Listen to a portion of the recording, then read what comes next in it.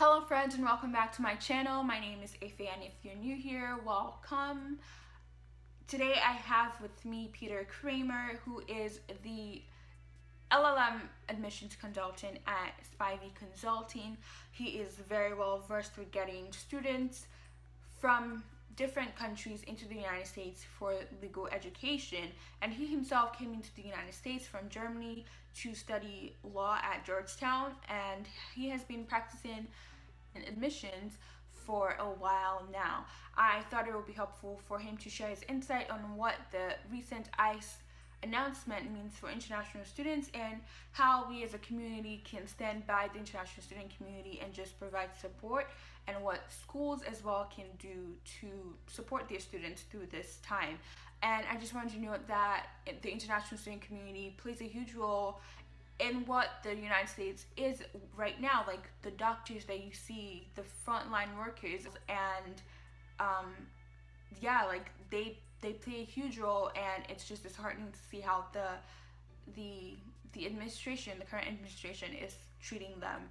Um, but nevertheless, he has provided some great resources, and I will definitely leave them in the description below.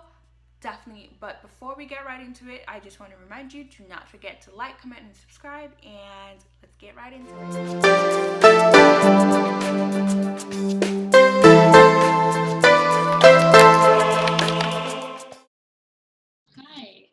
Hi. Glad to have you here today. Well, thank you very much. All right, so we'll just get right into it. Given the current situation, the climate of our country, and recent ICE announcement regarding international students, Yes. I want to get your insight on what this means for students who are current law students and those who are planning to begin in the fall, and those who are interested, so applicants who will be applying this coming fall, what that would possibly look like for them. Okay, well then let's just start with students who have been admitted, or students maybe who are going to continue. And I mean, you look at the internet and you see it's all over this, what the ICE decision, and it's crazy. Now, the interesting thing about it is it's not a new decision. It's just enforcing an old regulation. And the old regulation was, if someone is in the country and is taking online classes only as an international student, that doesn't make sense. And it didn't make sense before COVID. And now, according to to ICE, they say, well, you know what? You're not getting, like, that's not working right now. You have to go home. So if something is fully online right now, if you are in the country, you have to leave the country. If you are outside the country, you have been admitted, and you would come to the United States and just take an online class there, you wouldn't be able to come there. That wouldn't be possible. It's really, really crazy, because a lot of people are in a great bind. You know, they don't know what to do. So the other things in there are the other options that are right now offered by universities are come there in person. And so you have to, as a student, think about whether you want to expose yourself to the danger of COVID, for example. Now, if you do this, you are fully okay according to ICE, you know. But the issue and the problem about this part of it is that if, for example, someone gets sick in class, everyone is quarantined and so on and so forth, you as an international student, if everything is put online during the time you'd have to go back. If the university decides we cannot do this any longer, we want to protect our students, we cannot run our in-class, and we have to put it online, you have to pack your suitcase, and I'm not sure how much time you get.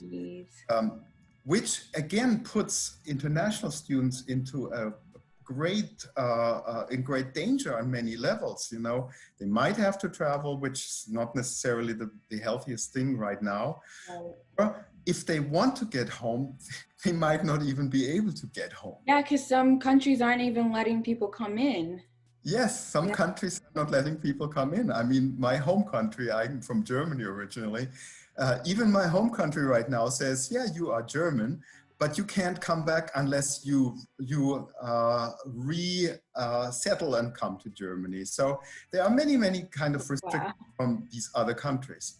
So we have this online issue here, so online classes, we have in-person classes, and then there seems to be this one twilight zone that's called the hybrid solution. Mhm.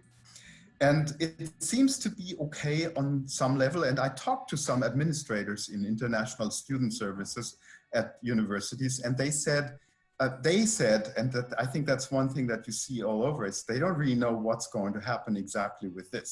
Mhm. So with the hybrid option, what could happen is that part of it is maybe in person, other part of it is online, so it's Yeah. synchronous, asynchronous, and it sounds good in principle. The question though is, that we cannot look into the mind of ICE. ICE might say, well, if, for example, the first part of the class, first few weeks are in person, and then the last few weeks are going to be online, this could imply that students, international students, could be there for their part, you know, be there in person. And then as soon as the online part starts, they might have to take a hike, so to say. Wow. Which again can put them into grave danger. Now, when I talk to these administrators at higher levels in international student services, they said not personally, but as institutions, at least the ones I talked to, interpret it as if it's a package of sort, and it's been defined as this is in person, this is online, then ICE would probably not have anything that they could do about the second part, the online. So you're saying that if it's hybrid, that's the Mhm. first part just being like partly online, partly in person, and then let's say in November, and the school says, well, we want you all to remain online because we're trying to prevent people from getting the virus. Is that a case where ICE can't do anything at that point, or is there still a chance? Now, that I think is more of a chance when they say Yeah. we want to prevent, but I mean, I think it's all in the package. If they say that educationally, whatever, they can explain that the first part is maybe you are there with a little bit of online, and then at the end, like the second part is online only. If this is part of the package, this could be interpreted as this makes sense, and yes, you could stay. But if a school at some point decides out of the ordinary, not as what they had planned before, to go online, then the whole go home mechanism starts again. So is there anything that universities can do now to sort of Yes. prepare for that? Well, they can. I mean, they can work with, you know, DC. They can try to be part of the lawsuit that's going on right now. So there's a lawsuit that was started by MIT and Harvard, and the latest that I've heard about it is that the judge ordered the defendants to respond by Monday. Okay. So Monday is at least something. You know, I think we'll probably hear something on Monday. Mm-hmm. Now, again, and what I heard is, and that's more on the negative side, whereas the decision in Dhaka, and I don't know whether you know the Dhaka decision about the, Yeah. so the Dhaka regulation was thrown out haphazardly and just like cobbled together and so on and so forth. And that was part of the reason why it was thrown out. But with this regulation, it's been on the books for a while. And so it was actually thought out. It might, I don't know who started it, might have been before the Trump administration. It had a rationale. It's if you are a foreign student in the United States and you are online only, it doesn't help at all. That's not what we are here for. Yeah. Well, there could be something along that line that says, well, you know what, this has, so it might be on a little bit of a shakier ground. But what can be done? And so maybe we should go into what can be done right now. And I don't know, I don't want to, you know, just talk and talk if you have questions right now. Oh, no, you go ahead.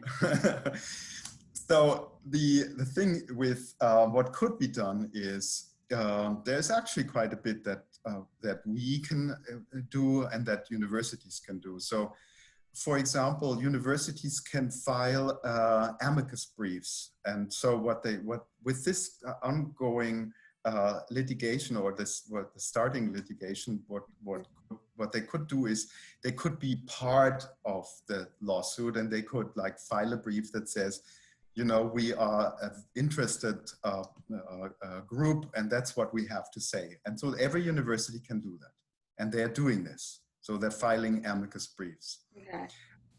The other thing that I think we can do, and our friends, you know, is we can approach lawmakers. We can approach Congress people or so. If we are US, I'm not quite sure how, but the petitioning system works, whether as non-native. I think anybody could be able to sign one. Yeah. I think I heard that like at 13, and I'm a lawyer, but I know about contracts, I don't know that much about that. So, but you can find out about that. But there are lots of petitions going out, and there's a lot of that you may be able to do, for example, with the congressperson. These Congress people, I mean, right now they are really mired in all kinds of other things. This country is pretty yeah. crazy right now with what's going on. Yeah. And, you know, people are going to the streets for some very fundamental issues. Mm-hmm. They have like all of America is like doing this. And so they have lots of people behind these issues. So I think what you have to do is you have to be able to get people behind that issue too and be heard. But then there are other ways too. Like there are there are national organizations, like for example, NAFSA, National Association of, and I always forget what it's, National Association of Foreign Student Advisors. Okay. It's a humongous organization, NAFSA, N-A-F-S-A. NAFSA has a petition that you can sign right now. They are very, very active on behalf of international students. They have they also have, not just for members, but they also have for outside interested parties, they have venues where you can approach them. That's one thing. Then there is something that's called the President's Alliance, and don't mistake president for president. So the President's Alliance, and let me look at what it says: university leaders dedicated to increasing public understanding of how immigration policies impact international students and everything else. That's another, there are petitions that you can file there. So I would do that. And there are probably a lot of other organizations, I mean, maybe even at your university, like your International Student Association, all of that, if just as many people as possible can get active and make sure that we are being heard, you know, I think then we have a chance. And I mean, the other chance is always maybe just another year from now. You know, don't know what's going to happen just in terms of, you know, elections or so. It changed because it also seems to be a political move.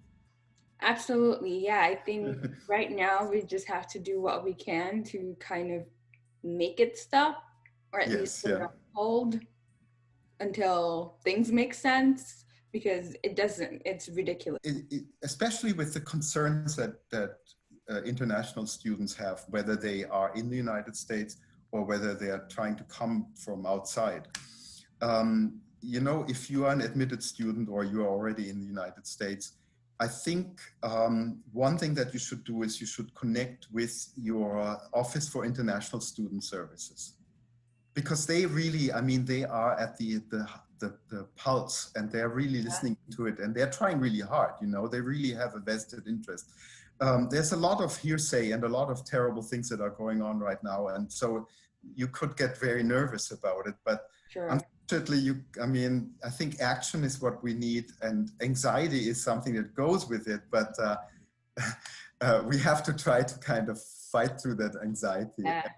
And really be productive. I think be productive and as positive and energetic as possible, and getting this like alliance together. For sure, yeah. That I really think we just have to work together and try to make ourselves heard. And I say ourselves because, you know, I came to this country 30 years ago as an international student. And so I fully understand the kind of, I mean, the fears and the hopes and everything that go with it.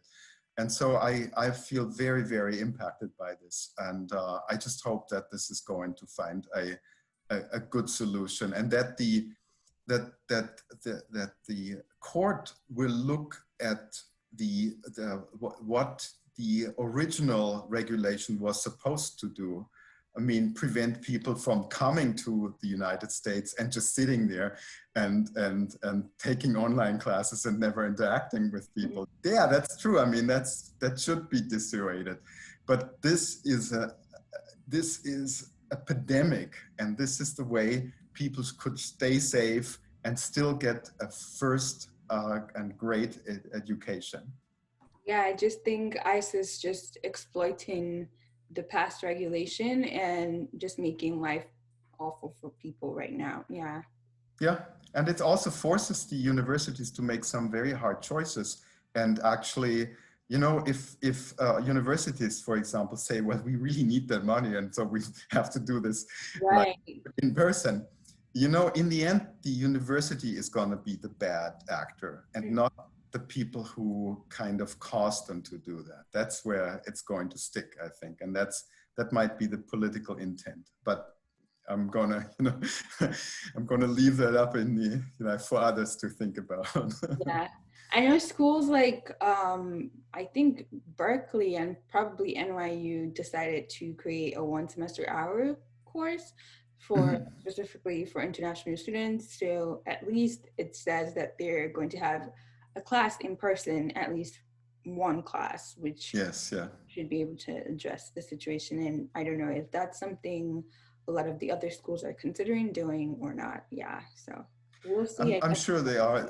Yeah. Go ahead, sorry. No, I was just saying, I guess that's something we'll get to know more of in the next few weeks. I think this is it right now. It's just like everyone is just so shell-shocked, and we don't know what's going to happen. But I hope that reason will kind of resurface somewhere. And that there will be a decision that will be more realistic and not have such an impact. Yeah, absolutely. Well, thank you so much for joining us and sharing your insight. Well, thank you, Effa. I really appreciated it. And again, you know, I keep my fingers crossed for all the international students and for everyone who has the international spirit. I think these are people we have to, like, not just as internationals, but all the friends, they all have to come together. Absolutely. Well, thank you guys for watching. Do not forget to like, comment, and subscribe. And if you have any things that you would like me to cover, definitely leave them in the comments down below. I will catch you in my next video. See you.